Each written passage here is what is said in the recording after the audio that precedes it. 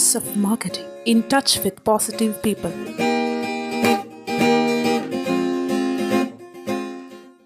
Voice of മാർക്കറ്റിങ്ങിലേക്ക് എല്ലാവർക്കും സ്വാഗതം. നമസ്കാരം. ഞാൻ Jayakrishnan.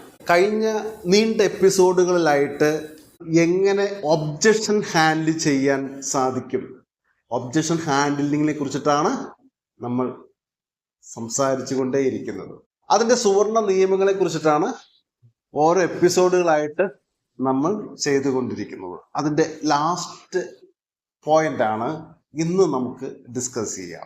Don't offer the discount the moment can objection raised.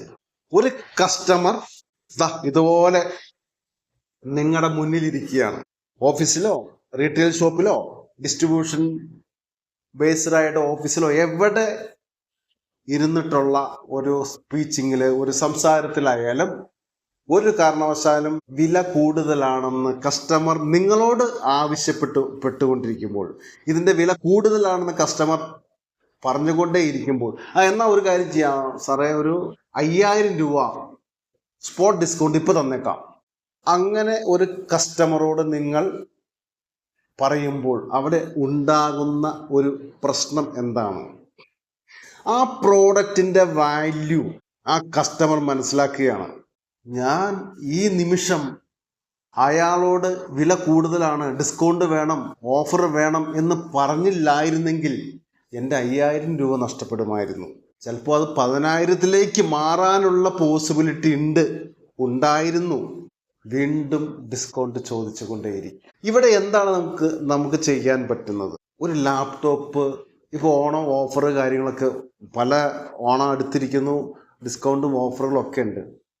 ഈ ഡിസ്കൗണ്ട് കൊടുത്തിട്ടും കസ്റ്റമർ വീണ്ടും ഓഫറുകൾ ചോദിച്ചുകൊണ്ടിരിക്കുന്നു. അല്ലെങ്കിൽ ക്ലോസിംഗ് സ്റ്റേജിൽ, ലാസ്റ്റ് ക്ലോസിംഗ് സ്റ്റേജിൽ കസ്റ്റമർ ഇനിയും പ്രൈസ് കുറയ്ക്കണം, ഡിസ്കൗണ്ട് തരണം എന്ന് ആവശ്യപ്പെട്ടുകൊണ്ടിരിക്കുമ്പോൾ ഉടനെ ചാടി ഡിസ്കൗണ്ടുകൾ പറയാതെ ആ പ്രോഡക്റ്റിൻ്റെ വാല്യൂ, ലാപ്ടോപ്പിൻ്റെ വാല്യൂ എന്താണ്, അതിൻ്റെ ക്വാളിറ്റികൾ എന്തൊക്കെയാണ്, അതിൻ്റെ ഫീച്ചേഴ്സ് എന്തൊക്കെയാണ്, ആ ഫീച്ചേഴ്സിനെ ബെനിഫിറ്റിലേക്ക് എങ്ങനെ കൺവേർട്ട് ചെയ്യാൻ പറ്റും, കൺവേർട്ട് ചെയ്ത് ആ കസ്റ്റമറെ കൺവിൻസ് ചെയ്യിപ്പിക്കുക, അത് കൃത്യമായിട്ട് അതിൻ്റെ ക്വാളിറ്റികളെക്കുറിച്ച്, ബെനിഫിറ്റുകളെക്കുറിച്ച് കസ്റ്റമറെ ബോധവൽക്കരിക്കുക. ഒരു ബോധവൽക്കരണം തന്നെ ഉറപ്പായിട്ടും ചെയ്യാൻ ആർക്ക് കഴിഞ്ഞിരിക്കണം? ഒരു സെയിൽസ് പ്രൊഫഷന് കഴിഞ്ഞിരിക്കണം. അങ്ങനെ കഴിയുമ്പോഴാണ് ആ പ്രോഡക്റ്റിൻ്റെ വാല്യൂവിനെ കുറിച്ചിട്ടുള്ള അവയർനെസ്, ബോധം, ആ ബോധത്തിലേക്ക് ഒരു കസ്റ്റമർ കയറി നിൽക്കണം. അങ്ങനെ കയറി നിന്നില്ലെങ്കിലുള്ള പ്രശ്നം എന്താണ്? നിങ്ങളുടെ പ്രോഡക്റ്റിൻ്റെ വാല്യൂ അയാൾ മനസ്സിലാക്കുന്നില്ല.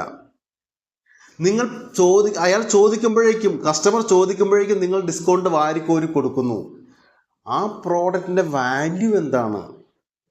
ആ പ്രോഡക്റ്റിൻ്റെ ഫീച്ചേഴ്സ് എന്താണ്? ആ ഫീച്ചേഴ്സിനെ ബെനിഫിറ്റിലേക്ക് എങ്ങനെ മാറ്റി ആ കസ്റ്റമറിന് ഉപയോഗപ്രദമായ രീതിയിൽ, യൂണിക് സെല്ലിംഗ് പോയിന്റ്, അദ്ദേഹത്തിൻ്റെ പെയിൻ പോയിന്റ് എന്താണ്? ഒരു ലാപ്ടോപ്പ് വാങ്ങിക്കാൻ ഒരു കസ്റ്റമർ വന്നിരിക്കുമ്പോൾ അദ്ദേഹം ഫേസ് ചെയ്യുന്ന കസ്റ്റമറുടെ പെയിൻ പോയിന്റ് എന്താണ്? എന്ത് ഫീച്ചറാണ് ആ ലാപ്ടോപ്പിനുള്ളത്? ആ ഫീച്ചറിനെ കൺവേർട്ട് ചെയ്ത് എന്തിലേക്ക് കസ്റ്റമറുടെ ബെനിഫിറ്റ്, അയാൾ അന്വേഷിക്കുന്നത് എന്താണ്, അയാൾ എന്തന്വേഷിച്ചാണ് ആ ലാപ്ടോപ്പിൽ എന്ത് കാര്യം അന്വേഷിച്ചാണ് നിങ്ങളെ കാണാൻ വേണ്ടി നിങ്ങളുടെ ഷോപ്പിലേക്ക് വാക്കിൻ ചെയ്തിരിക്കുന്നത്, എന്താണ് അയാളുടെ ആവശ്യം, അത് ചോദിച്ചറിഞ്ഞ് ആ ബെനിഫിറ്റിനെ കുറിച്ച് നിങ്ങൾ സംസാരിക്കേണ്ടി വരും, അത് ക്ലോസ് ആവണമെങ്കിൽ. അപ്പോൾ ഒരിക്കലും ഓടിച്ചാടി ഡിസ്കൗണ്ട് കൊടുക്കരുത്. ലാപ്ടോപ്പ് വാങ്ങിക്കാൻ, ഏത് പ്രോഡക്റ്റ് വാങ്ങിക്കാൻ വന്ന കസ്റ്റമർ ആയാലും അത് ക്ലോസ് ചെയ്യണമെങ്കിൽ കൃത്യമായിട്ട് അതിൻ്റെ ക്വാളിറ്റിയെ കുറിച്ചിട്ടും അതിൻ്റെ ബെനിഫിറ്റിനെ കുറിച്ചും പറഞ്ഞിരിക്കണം. അങ്ങനെ പറയുമ്പോൾ ഞാൻ അന്വേഷിക്കുന്ന ഒരു പ്രോഡക്റ്റിൻ്റെ അടുത്താണ് ഞാൻ എത്തിയിരിക്കുന്നത് എന്ന് ആ കസ്റ്റമറിന് സ്വന്തമായിട്ടൊരു അവയർനെസ്, സ്വന്തമായിട്ട് അയാളുടെ മനസ്സിലേക്ക് തന്നെ ഇതാണ് ഏറ്റവും ബെസ്റ്റ്, നല്ല ക്വാളിറ്റി ഉണ്ട് എന്നുള്ള കാര്യം ഒരു സെയിൽസ് പേഴ്സൺ അവിടെ കൺവിൻസ് ചെയ്തിരിക്കണം, അത് പറഞ്ഞ് ധരിപ്പിച്ചിരിക്കണം. സെയിൽസ് എപ്പോഴും, ക്ലോസിങ് എപ്പോഴും ഒരു സൈക്കോളജിക്കലി ഒരു മനഃശാസ്ത്രപരമായ സമീപനത്തിലൂടെയാണ് അത് ക്ലോസിങ്ങിലേക്ക് വരുന്നത്, അതല്ലേ? ഒരു ഡിസ്കൗണ്ട് വാരിക്കോരി കൊടുക്കുമ്പോൾ ആ കസ്റ്റമർ എന്ത് ചിന്തിക്കും? അല്ല, നിങ്ങൾ എന്ത് ചിന്തിക്കും?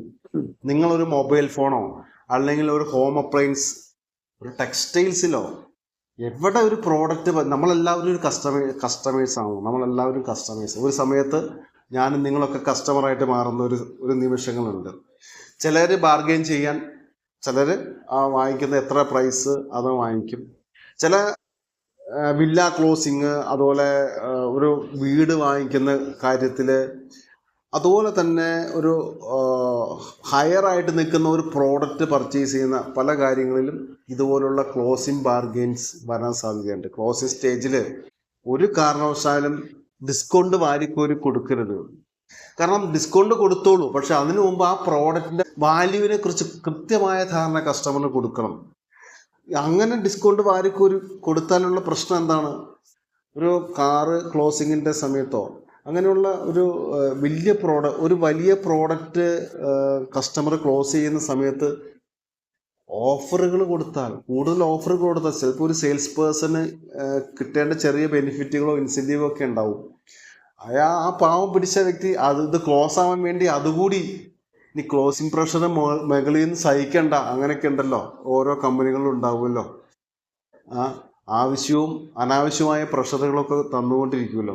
അപ്പോൾ അങ്ങനെയുള്ള കാര്യങ്ങളിൽ നമ്മൾ പ്രയാസപ്പെടാതെ നമുക്ക് ബെനിഫിറ്റ് കിട്ടുന്ന കാര്യം എന്ത്? നിങ്ങളൊരു ക്ലോസിങ് സ്റ്റേജിൽ ഇരിക്കുമ്പോൾ നിങ്ങൾക്ക് കിട്ടുന്ന ബെനിഫിറ്റ് കൂടി കളയുന്ന രീതിയിലുള്ള, അല്ലെങ്കിൽ കമ്പനിയുടെ ലാഭം പ്രോഫിറ്റ് ഇല്ലാതാക്കുന്ന രീതിയിൽ ഒരു പ്രോഡക്റ്റ് ക്ലോസ് ചെയ്യരുത്. അങ്ങനെ ക്ലോസ് ചെയ്താൽ എന്താണ് അതുകൊണ്ടുള്ള ഗുണം? വീണ്ടും വേറൊരു കസ്റ്റമർ വരുമ്പോൾ ഇതിനേക്കാൾ കൂടുതൽ ഡിസ്കൗണ്ടും ഓഫറും ചോദിക്കും. ആ പ്രോഡക്റ്റിന് ഇതൊക്കെയാണ് വിലയുള്ളൂ, ഞാൻ ഈ വിലയ്ക്ക് അവിടെ നിന്ന് വാങ്ങിച്ചു എന്ന് കസ്റ്റമർ 4 ആൾക്കാരോട് പറഞ്ഞുകൊണ്ട് നടക്കുന്ന സാഹചര്യത്തിലേക്ക് നിങ്ങളുടെ ബിസിനസ് ഡൗൺ ട്രെൻഡിലേക്ക് വരും. അപ്പോൾ ഒരു പ്രോഡക്റ്റിന് മാന്യമായ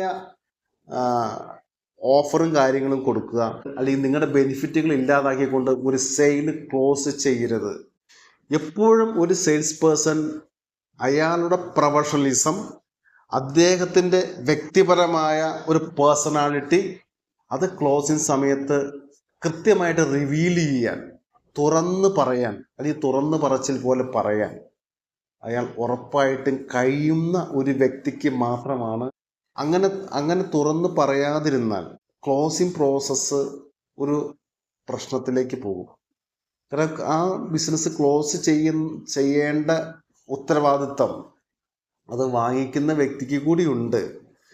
വാല്യൂവിനെ കുറിച്ചിട്ട് അയാൾ ഓക്കെ ആയില്ലെങ്കിൽ, നിങ്ങൾ കൃത്യമായിട്ട് നിങ്ങളുടെ വാല്യൂവിനെ കുറിച്ചിട്ട് അതിന് എവിഡൻസ് കൊടുത്തു, കൃത്യമായ റിയൽ ഫാക്ടേഴ്സ് കൊടുത്തു, ഫിഗേഴ്സ് കൊടുത്തു, ഫാക്ടേഴ്സും ഫിഗേഴ്സും നിരത്തിയിട്ടും ഒരു സെയില് ക്ലോസ് ആവാതിരിക്കില്ല.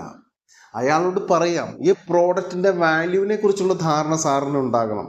ഒരു പ്രോഡക്റ്റ് വാങ്ങിക്കുന്ന നാളെ കഴിഞ്ഞ് മറ്റന്നാളെടുത്ത് അത് ഉപയോഗശൂന്യമായിട്ട് സാറിൻ്റെ വളരെ വാല്യൂ ഉള്ള പണം കൊടുത്തിട്ട് വേറെ ഇതിനേക്കാൾ ക്വാളിറ്റി കുറഞ്ഞ ഒരു പ്രോഡക്റ്റ് വാങ്ങിച്ച് വീട്ടിൽ വെച്ചിട്ട് ദുഃഖിക്കേണ്ടി വരരുത്.